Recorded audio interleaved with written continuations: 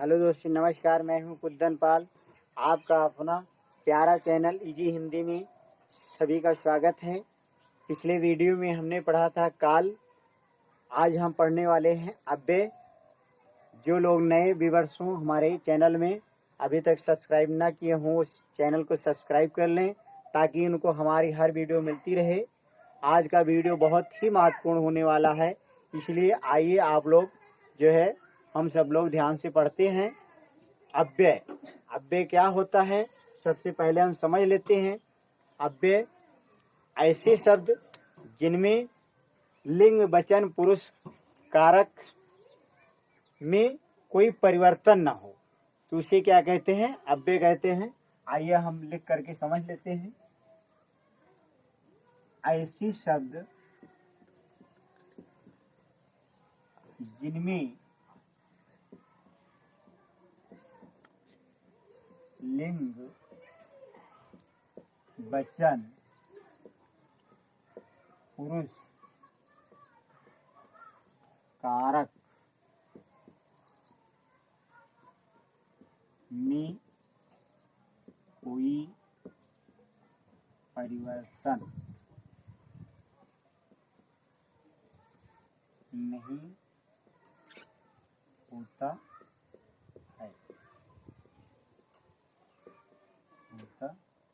है उसे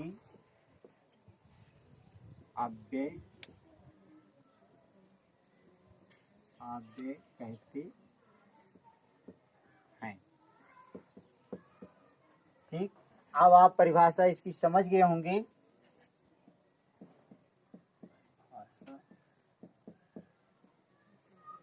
कि जिनमें लिंग वचन पुरुष कारक में कोई परिवर्तन न हो, ऐसे शब्द को हम क्या कहते हैं? अव्यय।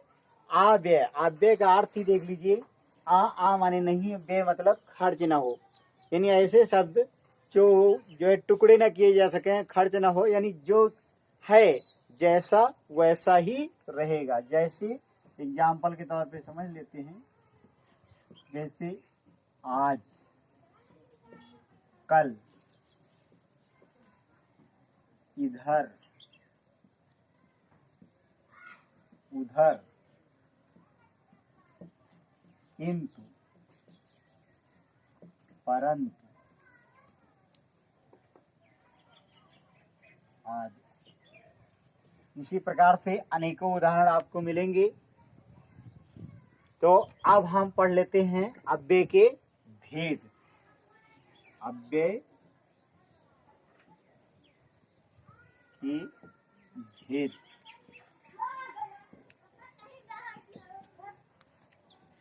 इसके चार भेद हैं। इसके चार भेद हैं। नंबर एक,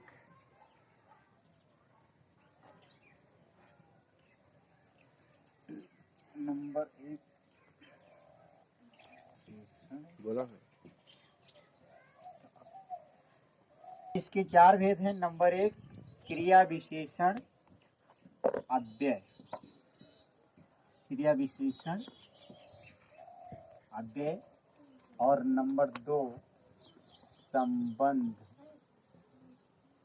बोधक अव्यय। नंबर तीन, समुच्चय बोधक अव्यय। नंबर चार, विस्मयादि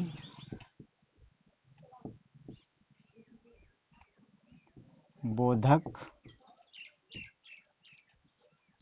अव्यय। चार प्रकार के इसके भेद हैं। अब हम एक एक करके जो है बड़े ही आसानी ढंग से समझ लेते हैं। नंबर एक, क्रिया विशेषण।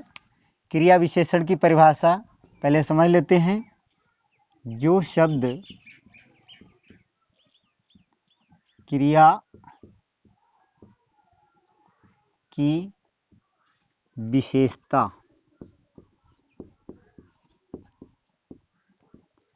बतलाते हैं उसे क्रिया विशेषण कहते हैं। देखिए, क्रिया विशेषण यानी क्रिया की विशेषता, यानी ऐसे शब्द जो क्रिया की विशेषता बतलावें उनको हम क्या कहते हैं? क्रिया विशेषण अव्यय कहते हैं। क्रिया विशेषण अव्यय कहते हैं। जैसे एग्जाम्पल के तौर पे समझ लेते हैं उदाहरण, जैसे आजकल, इधर उधर, दाएं बाएं,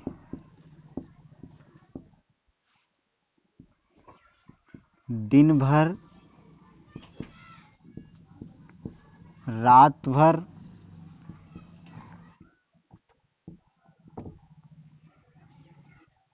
रात भर, बारी बारी,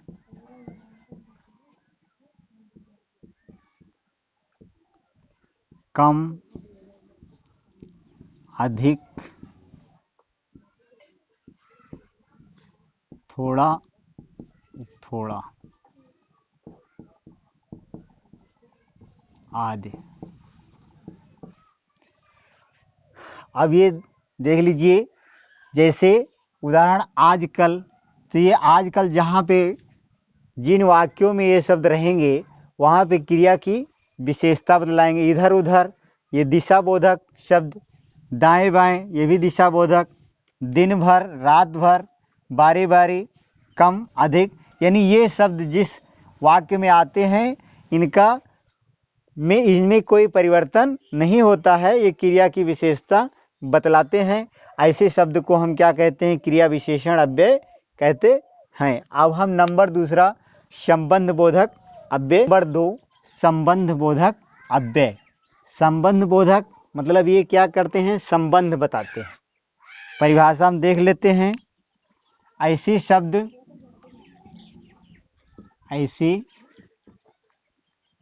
शब्द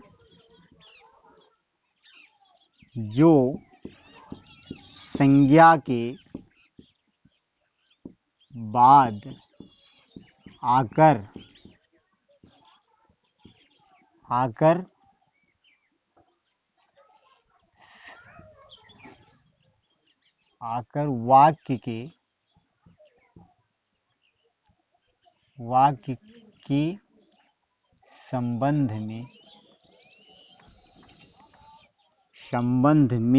में दूसरे शब्द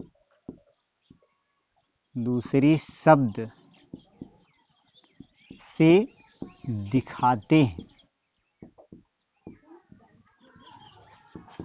उन्हें संबंध बोधक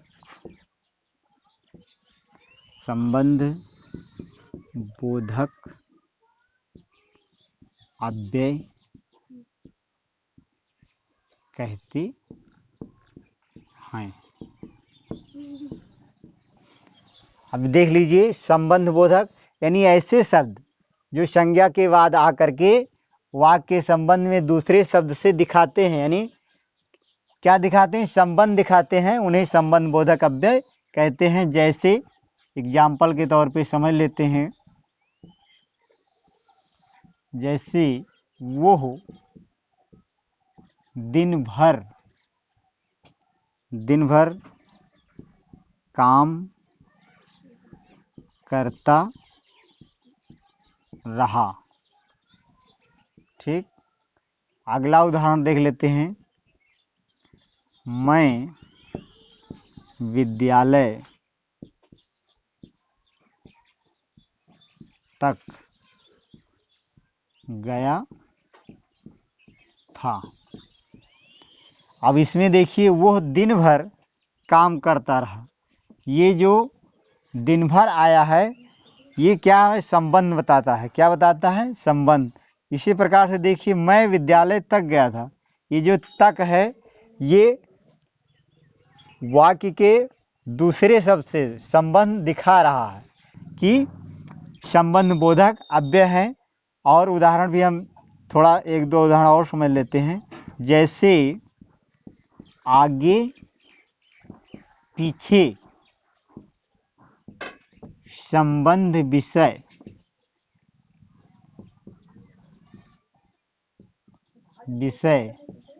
तक आदि। इस प्रकार से अनेक उदाहरण आपको मिलेंगे जो हमें संबंध के विषय में बताएंगे। तो संबंध बोधक समझ गए।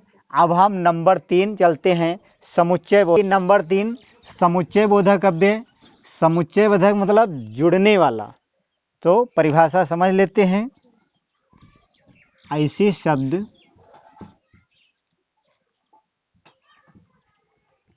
शब्द दो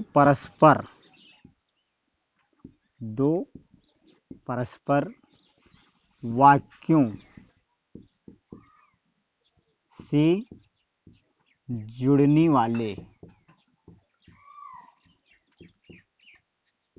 वाले को समुच्चय बोधक अव्यय कहते हैं।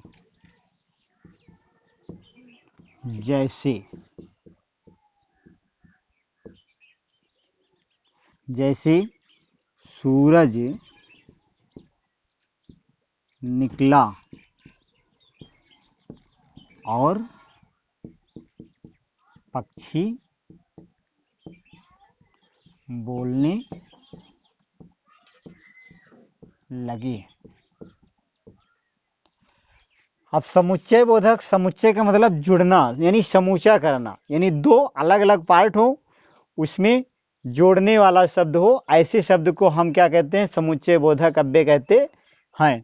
अब जैसे इसमें देख लीजिए, ये उदाहरण आपके सामने है, सूरज निकला और पक्षी बोलने लगी। ये जो और शब्द है ये हमारा है समुच्चय बोधक। क्या है? समुच्चय बोधक, यही जोड़ रहा है। देखिए इधर सूरज निकला और ये पक्षी बोलने लगे, ये दो परस्पर वाक्यों को आपस में जोड़ने की प्रक्रिया करता है। ऐसे शब्द जहाँ पे आते हों उन्हें हम क्या कहते हैं? समुच्चय बोधक अव्यय कहते हैं। और थोड़ा उदाहरण इसमें देख लेते हैं। जैसे ये और हो ही गया, और या वा कहीं लिखा है, या अथवा, या जो, या कि, तो आदि। यानी इस प्रकार से अनेकों शब्द आपको मिलेंगे वाक्यों के बीच में। तो आप यहाँ पे समझ जाएंगे कि समुच्चय बोधक अव्यय हैं। अब हम अगला पढ़ते हैं, नंबर 4 विस्मयादि बोधक अव्यय। विस्मयादि का अर्थ ही होता है विस्मय, आश्चर्यचकित हो जाना। ऐसे परिभाषा हम तैयार कर लेते हैं। विस्मयादि बोधक यानी ऐसे अव्यय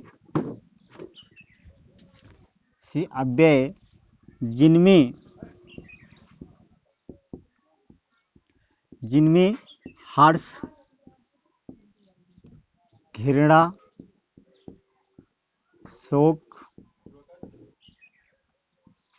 शोक वाले भाव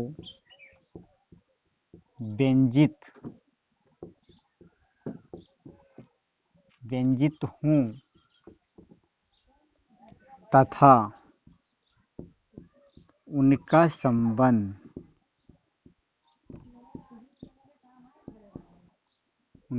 संबंध वाक्य के किसी पद से नहीं होता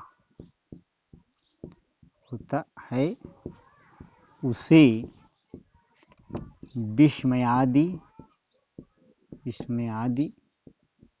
बोधक अव्यय कहते हैं। देखिए, विस्मयादि बोधक अव्यय परिभाषा बहुत ही आसान। जैसे हर्ष, घृणा, शोक ऐसे भाव अगर जागृत हो जाते हैं तो उन्हें इनका संबंध वाक्य के जो है दूसरों वाक्यों से किसी पद से नहीं होता। ये जैसे के तैसे ही रहेंगे, इसमें कोई परिवर्तन नहीं आएगा। ऐसे शब्दों को हम क्या कहेंगे? विस्मयादि बोधक अव्यय शब्द के तौर पे समझ लेते हैं। जैसे वाह,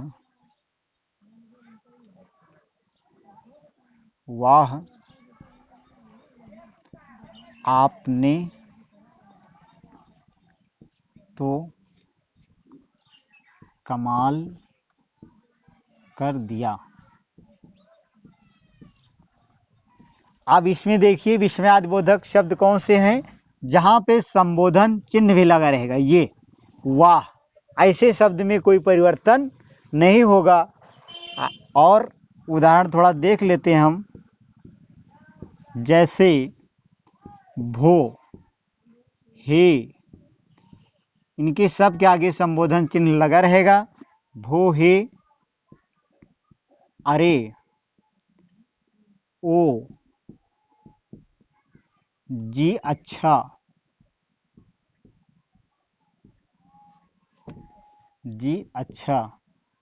ठीक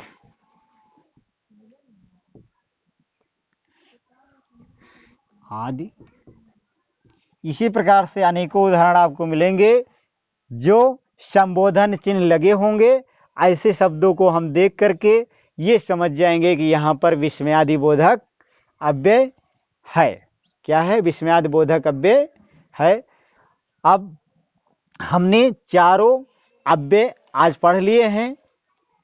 अब जो है मैं उम्मीद करता हूँ कि ये हमारा वीडियो आप लोगों को पसंद आया होगा। तो इसे लाइक, शेयर एंड सब्सक्राइब करना ना भूलें। और ये ऐसा वीडियो पाने के लिए आप हमें कमेंट में ज़रूर बताएं कि ये आपको वीडियो कैसा लगा। अगर आप कोई टीका टिप्पणी करते हैं तो उस पर हम विचार करेंगे और सुधार करेंगे कि वीडियो आप लोगों को सुंदर वीडियो मिले, जिससे आपको शिक्षा आगे बढ़ सके। तो आज अगले अच्छी वीडियो में के साथ हम फिर मिलेंगे। तब तक के लिए नमस्कार। जय